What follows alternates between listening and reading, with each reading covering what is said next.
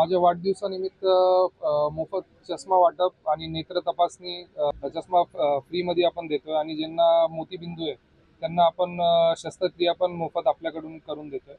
भरपूर लोकांनी दिलेलं आहे आणि कुंटोलीच्या लोकांनी भरपूर आम्हाला प्रेम दिलं आणि आमच्या कार्यक्रमाला उपस्थित राहिले त्यांच्याबद्दल त्यांचे पण मनपूर्वक आभार. हो सर, ॲम्ब्युलन्स आम्ही इथून तर मुंबईपर्यंत ₹1 आम्ही ॲम्ब्युलन्स आमच्या पूर्ण अंबरनाथकरांसाठी देतोय.